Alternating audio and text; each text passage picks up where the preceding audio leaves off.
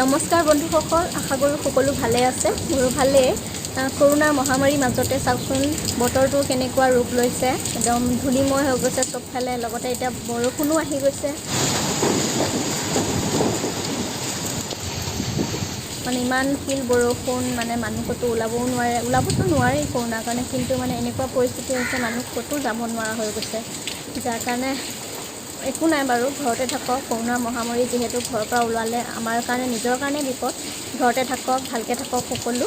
আজি এটা মানে কি জালুকীয়া এটা লোকেল মুৰ্গীৰ জাল লৈ আহিছোঁ। জোল, নৰসিংহ, ভেবেলী লতা আৰু কিবাকিবি কেইবিধমান শাকে মিলাই কেঁচা হালধিৰে থাকে এখন আঞ্জা আপোনালোকলৈ লৈ আহিছোঁ। খাবলৈও বহুত সোৱাদ হয় আৰু কৰোণাৰ মহামাৰী যিহেতু আমাৰ ইমিউনিটি ছিষ্টেমটো বঢ়াই থাকিবলৈ, তেজটো গৰম কৰি ৰাখিবলৈ আমি এনেকুৱা জালুকৰ জ্বলাটো খাব লাগে। সেই বোলো আপোনালোকলৈও মই বনাইছিলোঁ যিহেতু আপোনালোকলৈও শ্বেয়াৰ কৰোঁ কেনেকুৱানো হৈছে। আপোনালোকেও বনাই ট্ৰাই কৰি চাব, খাবলৈ ভাল। বিশেষকৈ জ্বৰ, কাহ মানে এনেকুৱা ভাৱ থাকিলে এইটো খাব লাগে। খোৱাটো বহুত প্ৰয়োজনীয়, খালে ভাল হয়। কৰোণা ভাল হয় বুলি তেনেকুৱা নহয়, কিন্তু মানে ভাল পাব আৰু এইটো খালে। আপোনালোকেও ট্ৰাই কৰিব। তেন্তে মই কেনেদৰে বনালোঁ আপোনালোকে ভিডিঅ'টো শেষলৈকে চাব ব'লক। এই আঞ্জাখন ৰান্ধিবলৈ মই নৰসিংহ, মানিমুনি আৰু ভেদাইলতা, লগতে নহৰু কেইফুটামান, আদা আৰু কেঁচা হালধি লৈছোঁ। আপোনালোকে জানেই এই কেইবিধ ইনগ্ৰিডিয়েণ্ট আমাৰ শৰীৰৰ কাৰণে কিমান উপযোগী। কেঁচা হালধিৰ গুণাগুণটো ক'বই নালাগে। লগতে মানিমুনি আমাৰ পেটৰ কাৰণে, আমি আগতে সৰুতেই পঢ়িছিলোঁ কিতাপত, আপোনালোকে সকলোৱে জানে। গোটেইখিনি মিক্সিত পিচি ল'ম। লোকেল মুৰ্গী প্ৰায় আধা কেজিমান লৈছোঁ মই, আৰু লগতে লোকেল মুৰ্গীখিনি অলপমান এনেদৰে জুইত সেকি ল'বচোন। এনেদৰে সেকি ল'ব। সেকি ল'লে ইয়াৰ পৰা যিটো ফ্লেভাৰ আহে, খাবলৈ ইমানেই সোৱাদ হয়।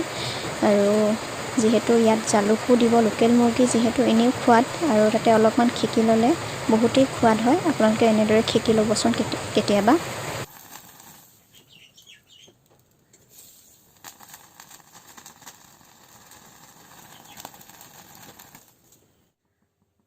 এই আঞ্জাখনত মিঠাতেলৰ প্ৰয়োজন নাই বুলিয়ে ক'ব পাৰি, তেও মই অলপ নামমাত্ৰ তেল দিছোঁ, বেছি দিয়া নাই। আৰু এটা সৰু চাইজৰ পিঁয়াজ কাটি লৈ, পিঁয়াজটো অলপ টাইম ব্ৰাউন কালাৰ হোৱালৈকে ভাজি থাকিম।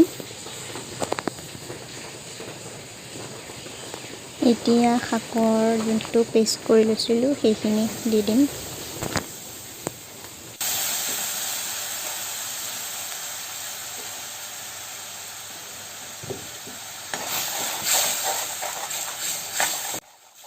মই সৰু চাইজৰ আলু কাটি 4ফাল কৰি দিছোঁ। আপোনালোকে আলু ল'বও পাৰে, নল'বও পাৰে, অপশ্যনেল হয়। মই কিন্তু আলু লৈ লৈছোঁ।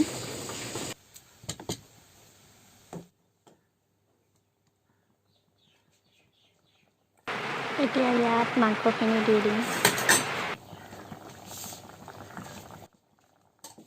এই আঞ্জাখন যিহেতু অলপ জোল টাইপৰ হ'ব লাগে, পানী দি দিম এতিয়া মই ইয়াত অলপ। আপোনালোকৰ পৰিমাণ অনুসৰি দিব। সোৱাদ অনুসৰি নিমখ দি অলপ সময় ঢাকন মাৰি থ'ম উতল আহিবলৈ।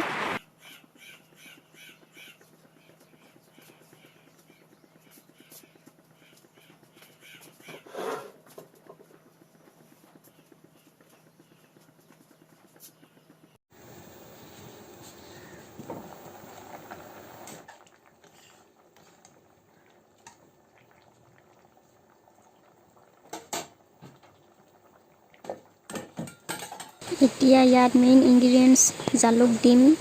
জালুকৰ বাহিৰে বেলেগ মছলা একো দিয়া নাই মই। অলপ জিৰা গুড়িও দিব পাৰে আপোনালোকে, কিন্তু মই দিয়া নাই, যিহেতু এইটো জালুকৰ যিটো জাল হয় সেইটো খোৱাটো কমপ্লিট এক্সট্ৰা। আৰু এই শাকৰ লগত মানে লোকেল মুৰ্গীৰ লগত জালুকৰ জালটো খাবলৈ বহুত সোৱাদ হয়। সেইকাৰণে মই বেলেগ একো মছলা ব্যৱহাৰ কৰা নাই, অনলি ফৰ মই জালুক দিছোঁ। কমেও 3 চামুচমান মই জালুকেই দিছোঁ।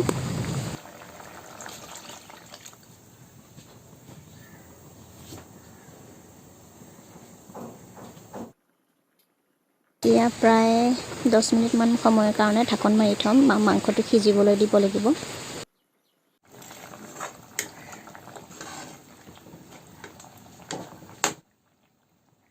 এয়া আলু সিজি গ'ল প্ৰায়খিনি, মাংসও সিজিছে বহুতখিনি। আৰু অকণ সময় ঢাকন মাৰি থ'ম, তাৰপিছত এইখিনি ৰেডি হৈ যাব।